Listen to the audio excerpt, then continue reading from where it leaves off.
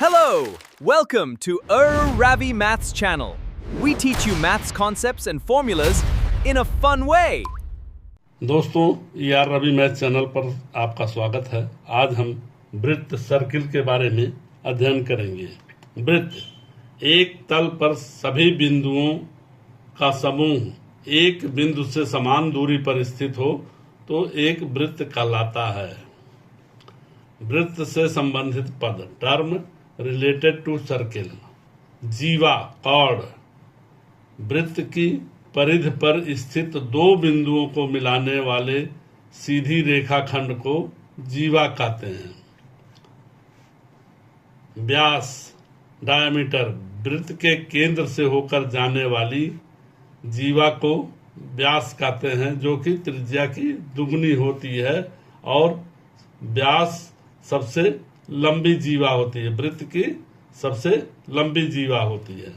यहाँ पर ये वृत्त दिया हुआ है आपका, ए बी भी जीवा है। इस तरह से हजारों जीवा इस पे खींची जा सकती है, लेकिन जो जीवा केंद्र से होकर जाती है वो सबसे लंबी जीवा और वो व्यास होता है। वृत्त का, उस सर्किल का डायामीटर या व्यास होता है। परिधि वृत्त का ये चारों तरफ जो दूरी है सर्किल की, ये सरकमफ्रेंस या परिधि कहलाती है।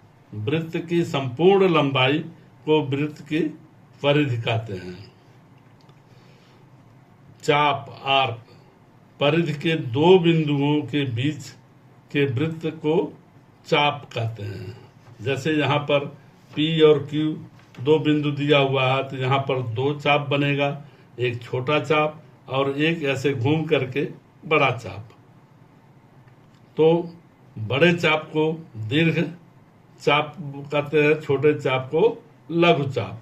यहाँ पर देखिए दीर्घ चाप मेजर आर्क परिधि के बड़े भाग P R Q को दीर्घ चाप कहते हैं और लघु चाप माइनर आर्क परिधि के छोटे भाग यानी P S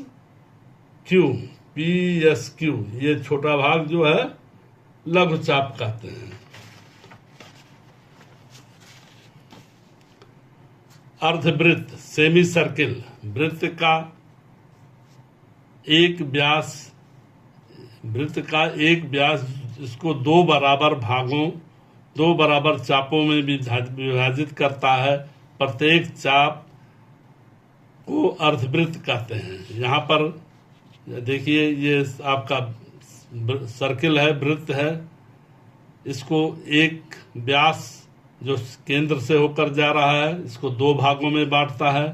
तो दोनों भाग, एक भाग अर्धवृत्त हो गया, दूसरा ये भाग अर्धवृत्त हो गया। दोनों अर्धवृत्त बराबर होते हैं। वृत्तखंड सेगमेंट जीवा तथा चाप के मध्य क्षेत्र को वृत्तीय क्षेत्र या वृत्त खंड कहते हैं। अब यहाँ पर जैसे एक जीवा ए बी दिया हुआ, इस वृत्त को दो भाग में बांट रहा है तो ये लघु वृत्त खंड, छोटे खंड को लघु वृत्त खंड और बड़े खंड को दीर्घ वृत्त खंड कहते हैं।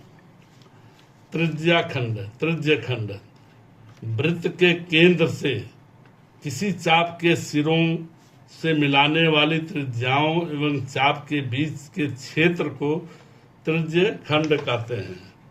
अब यहाँ पर दो त्रिज्या है OP और OQ, इसको जो है दो भाग में बांट रहा है इस वृत्त को।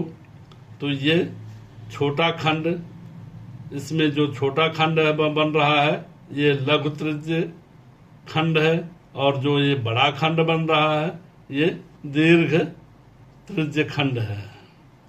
दीर्घ त्रिज्य खंड है, यानी छोटे खंड को लघु त्रिज्य खंड और बड़े खंड को दीर्घ त्रिज्य खंड कहते हैं। अर्धवृत्तीय भाग सेमी सर्किल रीजन जब दो चाप अर्धवृत्तीय हो तो दोनों वृत्तखंड या त्रिज्यखंड समान होंगे। यानी इसका चाप अगर ये केंद्र से, वृत्त के केंद्र से जाता है तो यह दो बराबर भागों में वृत्त को बांट देता है। तो अर्धवृत्तीय, तो ए बी से लेकर के ये पोर्शन अर्धवृत्तीय हो गया, दूसरा पोर्शन ये अर्धवृत्तीय हो गया। तो दो वृत्त खंड और त्रिज्यखंड समान होंगे, मतलब ये वृत्तखंड और ये वृत्तखंड दोनों बराबर होंगे।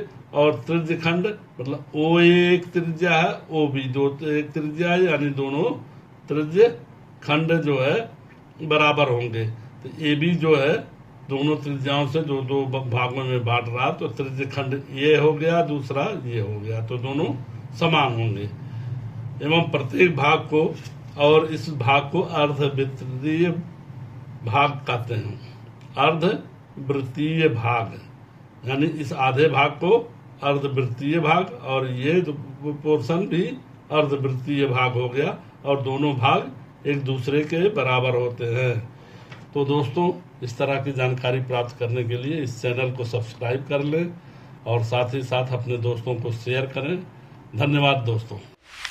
कृपया हमारे चैनल ER रवि मैथ्स को लाइक और सब्सक्राइब करें and press the bell icon को दबाएं ताकि आप कोई भी नया वीडियो मिस न करें। बूम।